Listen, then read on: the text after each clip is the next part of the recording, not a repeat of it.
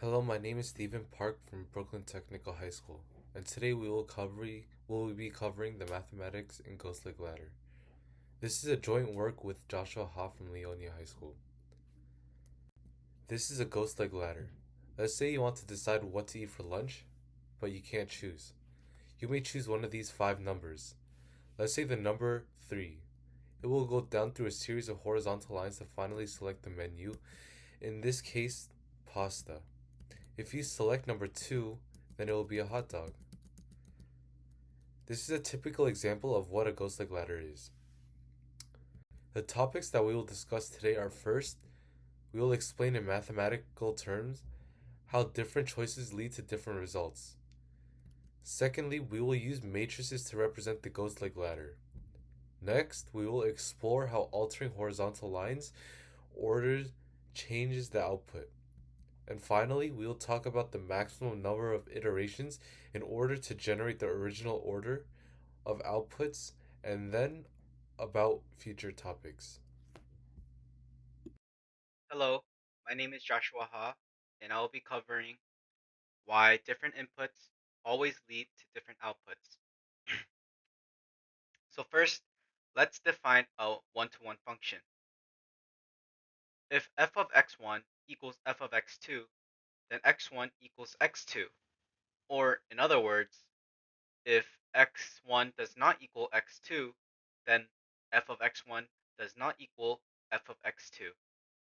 And therefore, if a function is one-to-one, then different inputs always lead to different outputs. So now we have an example of a, like a possible ghost leg ladder. And here we have three vertical lines and three horizontal lines. And I have separated each horizontal line as a separate function known as f1, f2, and f3. And this ghost leg ladder I have also represented as a composition of functions in a set. So we have 1, 2, and 3, 1, 2, and 3. Now, after the first crossing, the first position will move down to 2, 2 to 1, and 3 will stay the same.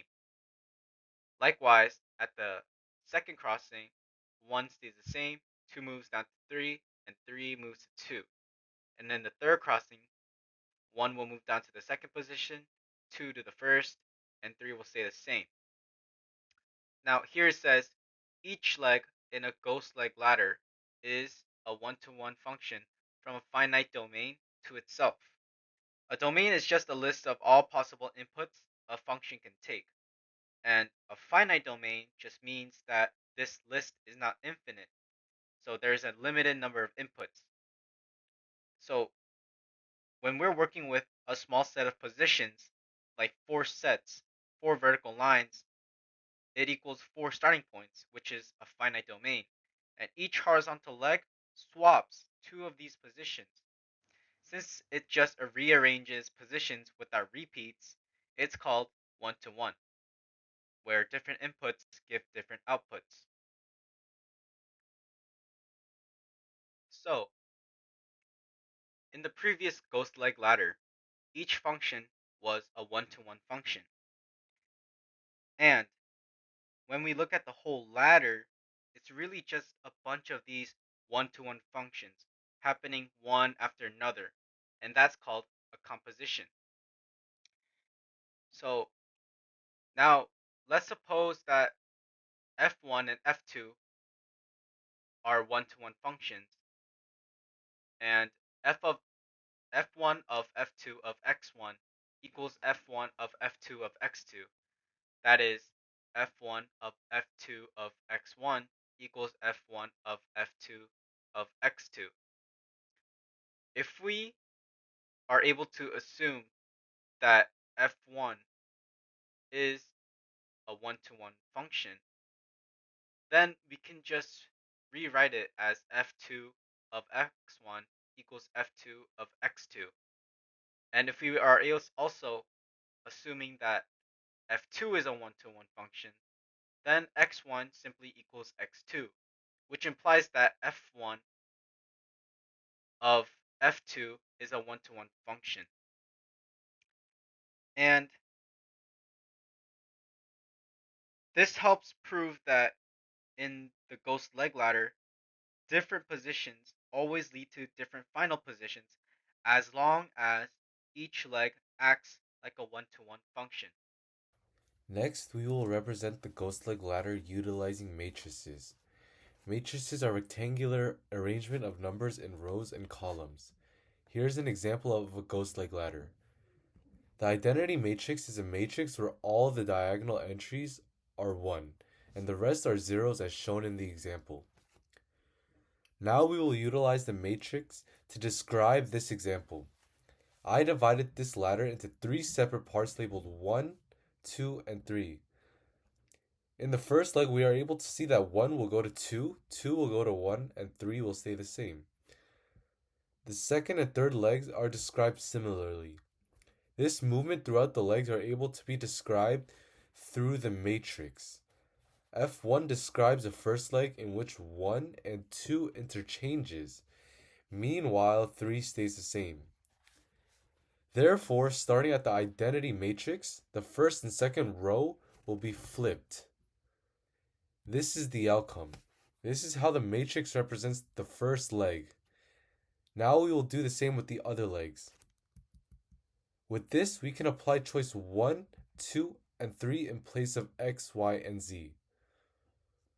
The first function will assign 1 to 2, 2 to 1, and 3 will stay the same, which in result of the first leg. F2 and F3 shows the same results as the change occurs by the second and third legs. The composition of these three functions is this. Now we will computate the matrix multiplied by x, y, and z. First, we will multiply x, y, and z by f1. This is the result, y, x, and z. Then we will multiply y, x, z by f2, followed by f3. That will result in the order of z, y, x. Let's apply 1, 2, 3 in the place of x, y, z. The final order will be 3, 2, 1. We can multiply f1 to f2 and to f3 first, and then after multiply by x, y, and z. F1, F2, and F3 each represent the change between each leg. However, once you multiply all the matrices by each other, it represents the entire ladder. Now, once we multiply x, y, z by the product of f1, f2, and f3, we get the order of z, y, x. That order is the same as the one we discovered in the previous slide.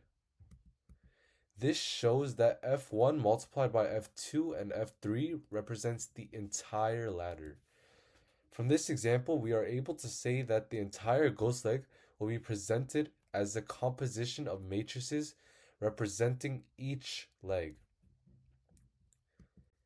This is another example supporting our result. F1 to F6 represents each leg. And once we multiply all the functions together, we will get this matrix. Once we multiply this matrix by 1, 2, 3, 4, and 5, the result will be 2, 4, 3, 1, and 5, which shows the final order of the ghost leg ladder. So now let's talk about, does swapping the order of horizontal legs change the outcome? Here I have a new ghost leg ladder, and there are 4 vertical lines labeled A, B, C, and D, and there are 2 horizontal legs, one at leg 1 and one at leg 2. And this is the original, and I also have made another one, but this time I have swapped the order. And we can see that uh, in the first or ghost leg, now there A goes to 2, B goes to 1, C goes to 4, and D goes to 3. And this is the exact same on the swap version as well. So now let me explain how ghost leg ladders connect to math using the idea of transpositions. First, a transposition is just a swap between two paths. On a ghost leg, that's like drawing a horizontal line between two legs. When someone hits that line, they switch sides. Next is composition. This means doing multiple swaps in a row, like stacking horizontal lines. You go from top to bottom, so mathematically, we read swaps from right to left. Then we have disjoint transpositions. That's when two swaps don't involve the same legs, like one line between A and B and another line between C and D. They're separate, so they don't affect each other at all. And last is commutativity. Commutativity means you can do disjoint swaps in any order, and the final result stays the same. On the ladder, this means moving those lines up or down won't change where um, the the output will end up. So basically, ghost leg ladders are a visual way to understand how swapping works in math. Now let me explain when the order does matter. So I have made a new ghost leg ladder, but instead of a horizontal leg being between C and D, now it is between B and C. And this is the original, and this is the swapped version. And we can see that now when we put in the same inputs, the outputs have changed. In this first one, A goes to 3, B goes to 1, C goes to 2, D stays the same. But now when we have swapped the two locations, A goes to 2, B goes to 3, C moves to 1, and D stays the same. So now let's look at the table that I have created. Now there are factors in which the order will matter versus where it won't matter. And first is the horizontal lines. When lines are separate and don't affect each other, then the order does not matter. But when lines are close together and impact each other, then the order does matter. Second is the path influence. So if lines don't interfere with each other's paths, then the order does not matter. And if lines cross or change each other's paths, then the order does matter. And finally, the effect on the outcome. So the result is the same no matter the sequence when the order does not matter.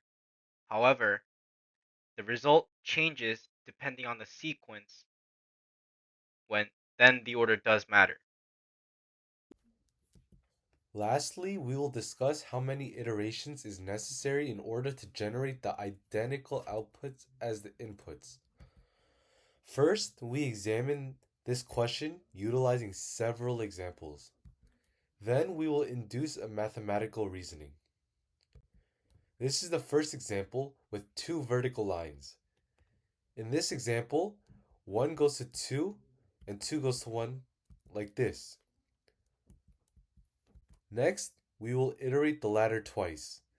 This shows that 1 will end up in 1 and so does 2. Therefore, the maximum iterations to go back to its original order will be 2. This is the second example, which has 3 vertical lines. 1 goes to 2, 2 goes to 3, and 3 goes to 1 like this. We will do this same thing and iterate the ladder 3 times. 3 times of iteration allows the order to return to its original state, meaning the max iteration is 3. We notice that the max number of iterations is equal to the number of vertical lines. Now we will look at an example with 4 vertical lines. For this example, 1 goes to 2, 2 goes to 4, 3 remains at 3, and 4 goes to 1. Now we will do the same thing as the previous example and iterate the ladder. However, 3 times of iteration will result in the original order. Why is the number of iterations 3 and not 4? With this example, I can find the mathematical reasoning of maximum number of iterations. In order to have maximum number of iterations, the ladder must follow these two rules. First, there must be at least one horizontal line in between each vertical line. That means there cannot be a vertical line that is isolated. Secondly, there cannot be two lines in which they constantly exchange. An example of this is 1 goes to 2 and 2 goes to 1 repeatedly. With these rules, we are able to know why it is the previous example. The maximum iteration was 3 and not 4. If these rules are met without loss of generality, we may consider a ghost leg where 1 goes to 2, 2 goes to 3, etc. And n minus 1 goes to n, and n goes to 1. This will result in a maximum number of iterations equal to n.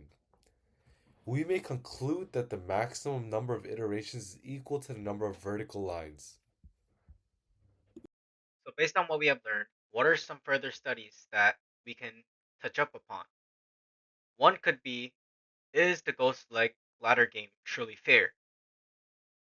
And another topic could be, is there a same probability to each choice for the input values? We've seen how ghost leg ladders aren't just fun visuals. They're actually made up of one-to-one functions where each input leads to a unique output. We also touched on this idea how it connects to matrices, where each leg represents a kind of transformation. And putting them together is just like applying multiple transformations in order. And one last thing, the maximum number of steps or iterations an input can take is based on the number of vertical lines, since each one represents a possible starting point. Thank you so much for watching. If anything was unclear, please drop your questions in the comment section. We'd love to hear what you think.